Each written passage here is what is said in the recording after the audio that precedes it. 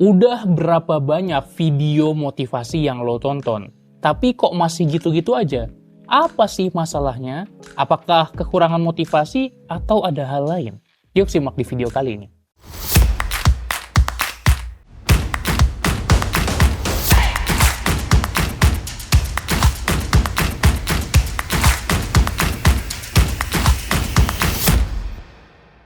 Halo, balik lagi bareng gua Umar di channel Pembelajar Produktif. Semoga kabar lo sehat dan bisa terus upgrade diri jadi versi terbaik diri lo. Ikuti juga konten-konten kita lainnya di TikTok, Instagram, serta podcast di Spotify. Ketika kita mau jadi lebih produktif, mau jadi diri yang lebih baik, mau upgrade hidup kita, biasanya kita mencari yang namanya motivasi. Dan kita mulai mencari di internet, di sosial media, di YouTube, konten-konten motivasi, video motivasional, yang akhirnya menyulut semangat kita, tapi sayangnya hanya di titik itu saja. Bener nggak? Ketika lo tonton video motivasi, lo akan semangat, ada api membara dalam diri, tapi tidak bertahan lama. Kita akan semangat di menit tersebut atau di 1-2 jam, lalu kemudian semangatnya akan hilang lagi dan kembali ke diri kita yang semula. Sehingga perubahan tidak terjadi secara kontinu. Perubahan yang kita lakukan tidak berkelanjutan. Lantas apa solusinya? Kita harus paham dulu bahwa motivasi manusia itu ada 3. Yang pertama adalah behavioral motivation atau motivasi yang berasal dari perilaku kita sehari-hari. Kenapa kita melakukan sesuatu? Karena udah terbiasa melakukannya. Sehingga motivasi jenis ini nggak perlu tinggi banget, nggak perlu banyak banget. Karena toh kita udah umum melakukannya secara otomatis. Yang kedua adalah motivasi dari emosi, emotional motivation. Jadi dari kita punya keinginan untuk bertumbuh, ada potensi diri dalam diri kita, ada emosi untuk kita mau mencapai apa yang kita inginkan. Atau bahkan ada emosi yang ingin kita kejar. Kenapa kita mau melakukan sesuatu? Karena kita mau mencapai satu titik emosi.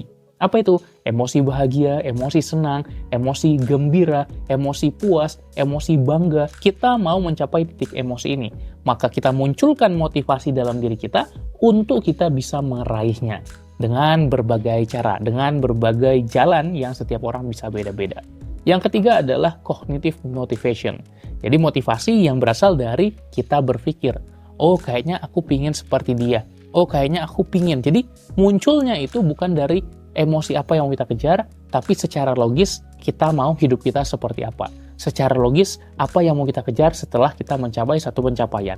Karena pada hakikatnya manusia tidak pernah puas ketika sudah mencapai satu hal, mau mengejar hal-hal lainnya lagi.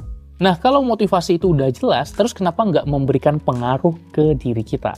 Ada banyak hal. Yang pertama, motivasi, terutama dalam bentuk konten video simple itu, tidak memberikan dampak yang kontinu. Dampaknya umumnya terbatas. Yang kedua, biasanya motivasinya bersifat eksternal, bukan dari dalam diri sendiri. Atau yang kita benar-benar butuh adalah intrinsic motivation. Yang mana ini malah menjadi delusi. Yang awalnya motivasi malah membuat kita terdemotivasi. Apakah lo pernah ngerasa terdemotivasi? Atau bahkan sekarang merasakannya. Terus apa yang bisa kita lakukan untuk lepas dari delusi itu dan menjadi lebih pasti, punya motivasi yang real dan bisa terus melangkah. Yang pertama, buat ekspektasi diri sendiri untuk tidak begitu termotivasi. Maksudnya gimana? Kita jangan mengandalkan motivasi justru. Soalnya motivasi pasti naik turun. Namanya manusia, pasti kadang semangat banget, pasti kadang nggak mood banget. Pasti kadang motivasi kita tinggi, kadang motivasi kita rendah. Sehingga yang bisa kita lakukan adalah mencoba melatih diri kita untuk terus berjalan, untuk terus melangkah, untuk terus melakukan despite apapun kondisi motivasi saat ini. Gimana caranya? Membentuk kebiasaan, bentuk habit, bentuk kebiasaan yang kita lakukan sehingga secara otomatis perilaku itu terus berjalan meskipun motivasi kita rendah. Yang kedua adalah refleksi diri untuk perjelas identitas kita, kebutuhan kita, dan tujuan kita. Mungkin kita punya role model, kita punya teladan, kita ingin seperti dia, kita tonton banyak video-video orang-orang keren, misalnya di TEDx, kemudian berbagai talks, tapi kita sejatinya tidak sama dengan orang tersebut. Dengan berbagai kondisi yang ada, bukan berarti kita lebih rendah juga, tapi dengan kondisi yang sangat variatif, kita perlu menyesuaikan lagi dengan identitas diri kita. Sebenarnya, lo pingin jadi orang yang kayak gimana sih? Sebenarnya, lo ingin jadi seperti apa sih? Sebenarnya, lo ingin kerja apa? Lo ingin ngapain? Maka memiliki life purpose, memiliki tujuan hidup yang solid adalah kunci utama untuk tahu mau melangkah kemana. Yang ketiga adalah gunakan afirmasi positif. Silakan buat afirmasi positif. Bisa 1 kalimat, 2 kalimat. Kalau gue sendiri bikin 1 halaman full 10 afirmasi positif yang gue baca setiap pagi. Sehingga apa? Sehingga ingat lagi dengan apa yang mau gue kejar. Coba, lo harus bikin juga afirmasi positif yang mau lo ulangi terus apa saja. Yang keempat, kita perlu punya self-control atau self-discipline, yaitu mau terus melangkah meskipun terkadang capek, meskipun terkadang lelah, meskipun terkadang bosan, karena memang mau gimana pun, kalau kita mau meraih keberhasilan, target kita besar, kita punya goals, kita hanya akan bisa mencapainya kalau kita bisa push through semua tantangan-tantangan yang kita lewati. Kita bisa lewati nggak semua hambatan-hambatan itu?